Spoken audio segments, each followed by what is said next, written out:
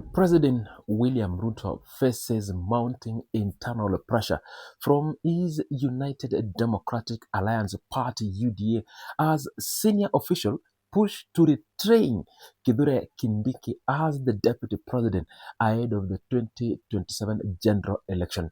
The campaign has intensified following demands from the Orange Democratic Movement ODM for the deputy president position as a part of the ongoing negotiation or pre-coalition agreement. Top UDA strategists have begun a careful, orchestrated effort to secure Kindiki's position on the 2027 ticket. Party insiders describe the deputy president as a meticulous and calm operator who has become the president's most valuable fixed asset in governance or government operation. The push to retain Kindiki comes as ODM have made the deputy president a central demand in the pre-negotiation talks with UDA.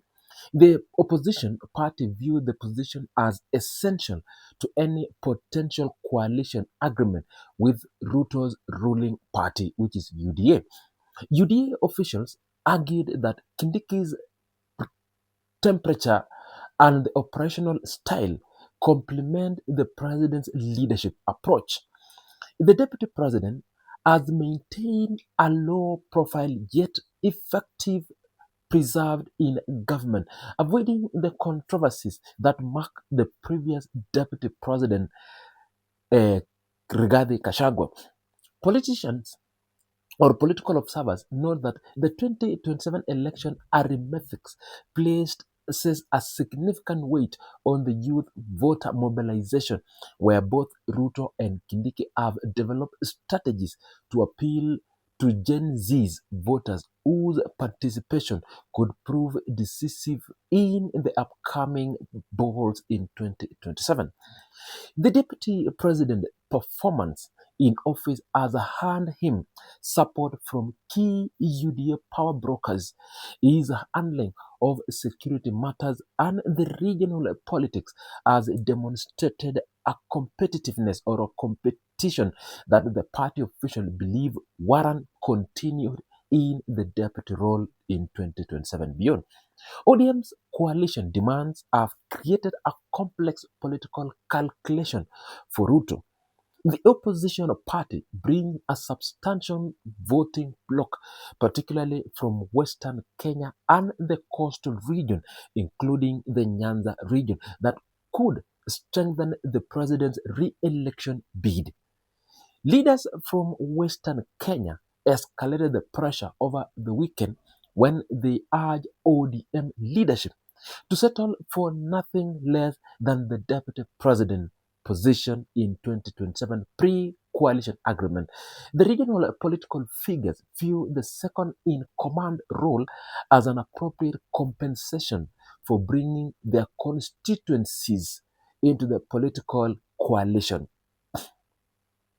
ODM boss, the late Raila Odinga, faces internal party pressure to secure a meaningful concession from any coalition talks with ODM or UDA. The deputy presidents represent the most significant position available in such negotiation, carrying both symbolic and practical power. UDA's resistance to ODM's demand reflects concerns about disrupting what officials describe it as a functional partnership between Ruto and Kindiki. The two have developed a working rhythm and communication pattern that party strategists believe contributes to the government stability compared to Rigathi Gachagua. The deputy presidency or the deputy president has also navigated sensitive political situation with diplomacy.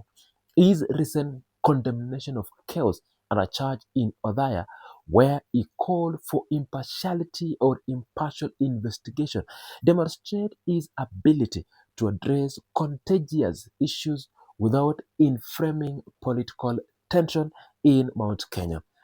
Kindiki's approach contrasts more with more confrontational political style that have characterized Kenya's deputy presidencies in the past. His preference for the procedural corrections and measured public statements has won him credibility among civil servants and the development partners to UDA. The coalition negotiation between UDA and ODM occurred against Kenya's tradition of pre-election coalition realignments.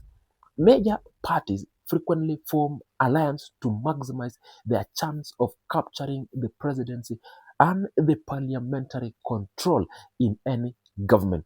However, deputy president positions have historically proven difficult to negotiate. The role carries a constitutional weight as the first in line for presidential succession, making it a prize political asset that parties guard jealously. UDA officials privately acknowledge that coalition building may require significant concessions, yet they maintain that the deputy presidency should remain with Kindiki based on his performance and the stability he has bring to the administration of President William Ruto. The president has not publicly addressed the coalition negotiation or the deputy presidency question. Ruto typically allows political discussion to develop before intervening with a final decision on party strategy and electoral arrangements. ODM's negotiating position draws strength from its electoral performance in previous cycles and its geographical reach across multiple regions. The party controls significant county governments and parliamentary seats that could enhance a coalition's nationwide competitiveness.